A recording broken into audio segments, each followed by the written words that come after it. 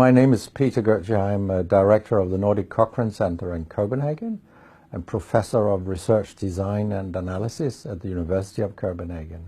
2 years ago, I found out that our prescription drugs are the third leading cause of death after heart disease and cancer.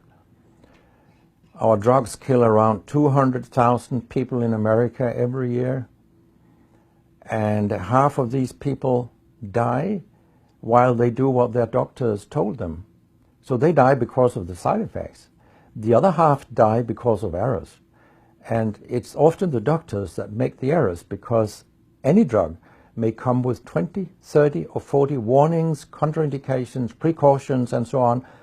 No doctor in the world knows about all this. So they give patients drugs that they should not have given them, that interact dangerously with other drugs or food items or so on.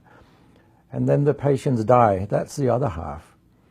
So the other thing I found out 2 years ago was that much of what the drug industry does fulfills the criteria for organized crime in US law. And they behave in many ways like the mafia does. They corrupt everyone they can corrupt. They have bought every type of person, even including ministers of health in some countries. So there is a huge amount of corruption. In my country, for example, Denmark, we are regarded as having very little corruption. But yet we have thousands of doctors on industry payroll, although we are just 20,000 doctors. So this is an effective kind of corruption. The drug industry buys the professors first, then chiefs of department, then other chief physicians and so on. They don't buy junior doctors. So when several thousands are on industry payroll, it's really, really bad. And that's why I wrote my book, Deadly Medicines and Organized Crime, How Big Pharma Has Corrupted Healthcare. I hope to convince patients not to take so many drugs, because so many die from the drugs they take. In my country, people take so many drugs that every single citizen can be in treatment with 1.5 drugs from they are born till they die. This is incredible. And drugs are not that helpful. And they kill very many of us.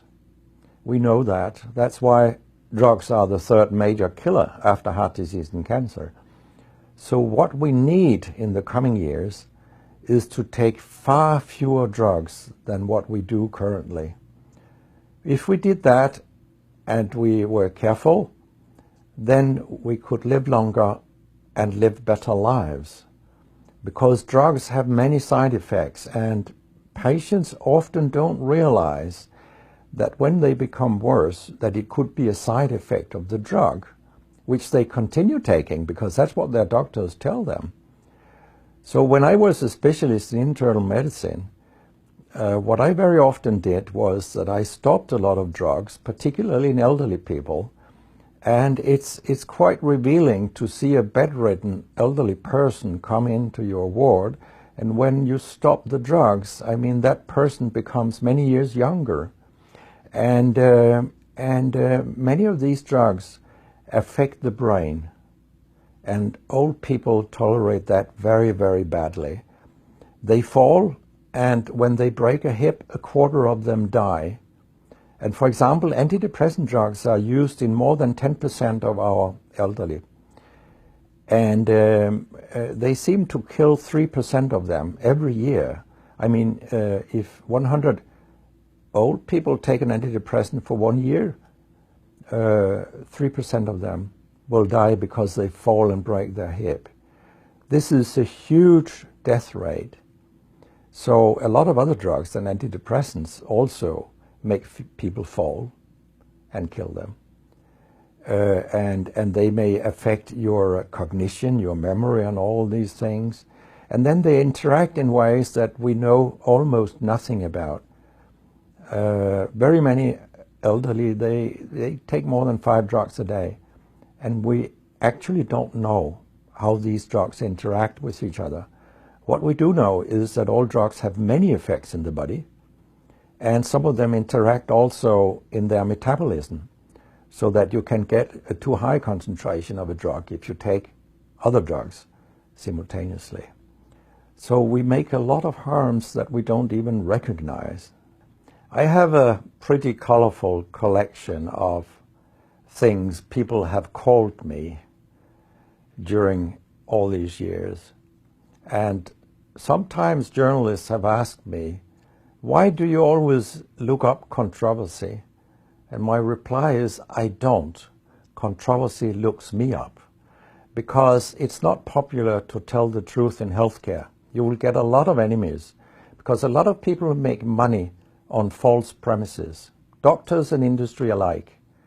And our drug regulators and our politicians, they are on board on this wagon.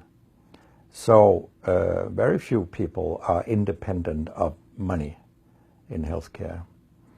And of course, I have attacked a lot of holy cows during my career, and people have screamed loudly. In a French journal, I was called a statistical masturbist because I showed with statistics that mammography screening didn't work and things like that. And I was even accused of scientific misconduct by the Association of the Danish pharmaceutical industry, which was completely ludicrous. It was harassment from beginning to end. They came with vague arguments that we cannot recognize the conclusions in your study, and they could have come up with numbers and said, these numbers are wrong. They didn't do anything. It was only harassment. It lasted 18 months, I think, the whole thing. And then when we were acquitted, I made sure that this nasty behavior was described in the British Medical Journal. So after that, they haven't come so much after me, the Danish drug industry. And when my book about organized crime came out, they just lied about it, as they always do.